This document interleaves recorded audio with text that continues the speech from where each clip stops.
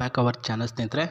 ಇವತ್ತು ನೋಡ್ಕೊಳ್ತಿರ್ಬೋದು ನೀವು ತನು ಅಂತ ತನು ಇವರ ವಯ ನೋಡೋದಾದರೆ 27 ವರ್ಷ. ಸೊ ವಿಷಯ ಇಷ್ಟೇ, ಇವರಿಗೆ ಮದುವೆ ಆಗಿರಲ್ಲ.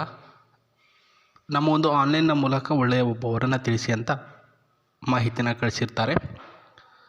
ಇವರ ಜಾತಿ ಬಂದುಬಿಟ್ಟು ಯಾದವ್ ಜಾತಿ ಆ್ಯಂಡ್ ನೋಡೋದಕ್ಕೆ ಸ್ಲಿಮ್ ಆ್ಯಂಡ್ ಒಳ್ಳೆಯ ಒಂದು ಶರೀರ ಹೊಂದಿರೋದು. ದಪ್ಪ ಕೂಡ ಇದ್ದೇನೆ, 65 kg ಶರೀರದ ತೂಕ, ಎತ್ತರದಲ್ಲಿ ಕುಳ್ಳಗೆ ಇದ್ದೇನೆ ಅಂತ ತಿಳಿಸಿರ್ತಾರೆ ಸ್ನೇಹಿತರೆ.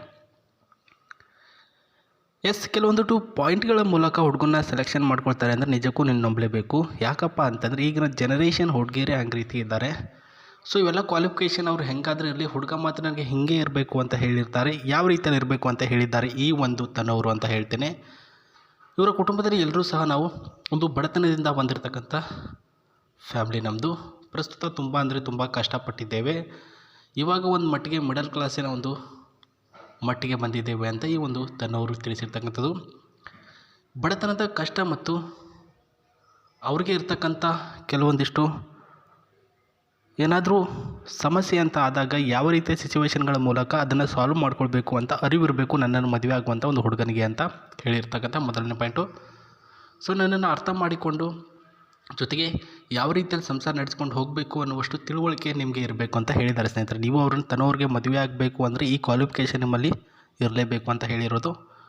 ಇನ್ನು ಮೂರನೇ ಪಾಯಿಂಟು, ನೀವು ಯಾವುದಾದ್ರೂ ಕೆಲಸ ಮಾಡಿ ಗುರು, ಇದೇ ಮಾಡಿ ಅದೇ ಮಾಡಿ ಅಂತ ಹೇಳಲ್ಲ.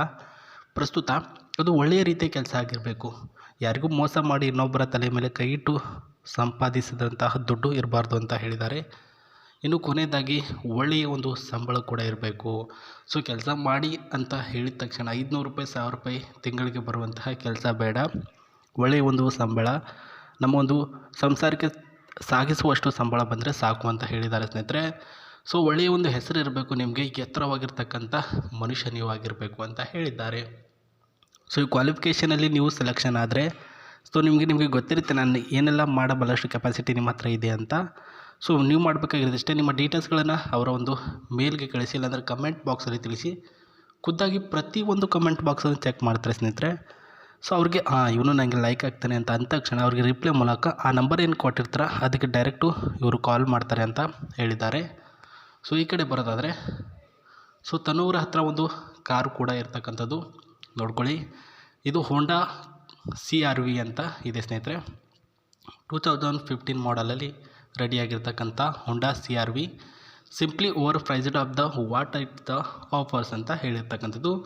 ನೋಡೋದಕ್ಕೆ ಒಳ್ಳೆಯ ಒಂದು ಸಿಂಪ್ಲಿ ಆಗಿರ್ತಕ್ಕಂಥ ಹೋಂಡಾ CR-V, ಲುಕ್ಕಿನಲ್ಲಿ ಒಳ್ಳೆಯ ಅಟ್ರಾಕ್ಟಿವ್ ಮತ್ತು ಒಳ್ಳೆಯ ಕರಿಗ್ನೆಸ್ಸನ್ನು ಮೂಡಿರ್ತಕ್ಕಂಥದ್ದು.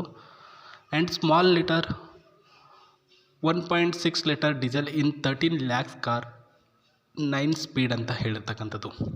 ಸೊ ಪ್ರಸ್ತುತ ಲೀಟರ್ಗೆ ಒಂದು 1 ಲೀಟ್ರಿಗೆ ಒಂದು 28-25 ಕಿಲೋಮೀಟರ್ ಅಲೋ ಮಾಡುತ್ತೆ. ಅಂದರೆ ಒಳ್ಳೆಯ ಒಂದು ಇಂಜಿನ್ ಇರ್ತಕ್ಕಂಥದ್ದು ಈ ಒಂದು ಕಾರ್ನಲ್ಲಿ, Honda car.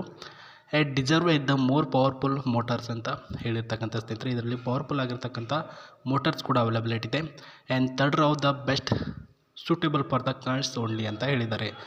Some optional such for the front parking ಅಂತ ಇದರಲ್ಲಿ ಒಂದು ಒಳ್ಳೆಯ ಫ್ಯೂಚರ್ ಕೂಡ ಇದೆ. ಏನೇನಂತ ಇವಾಗ ಹೇಳ್ತೀನಿ ನೋಡಿ, ಬನ್ನಿ.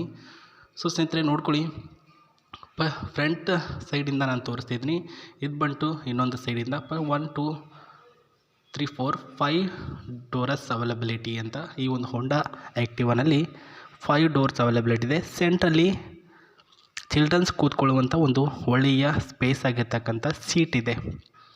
ಆ್ಯಂಡ್ ಪ್ಯಾಸೆಂಜರ್ಗೆ 2 seat, driver 1 seat with an ಹಿಂದ್ಗಡೆ ಪಾರ್ಕಿಂಗ್, ಲಗೇಜ್ ಲ್ಯಾಂಡಿಂಗ್ ಆ್ಯಂಡ್ ಒಳ್ಳೆಯ ಒಂದು ಸ್ಪೆಸಿಫಿಕ್ AC ಅವೈಲಬಿಲಿಟಿ ಇದೆ ಅಂತ ತಿಳಿಸಿದ್ದಾರೆ. ಇದರ ಎಕ್ಸ್-ಶೋರೂಮ್ ಪ್ರೈಸ್ ಬಂದುಬಿಟ್ಟು ಪ್ರಸ್ತುತ 10 ಲಕ್ಷ ರೂಪಾಯಿ, 10 lakh rupees ಅಂತ ಹೇಳಿದ್ದಾರೆ ಹೋಂಡಾದು.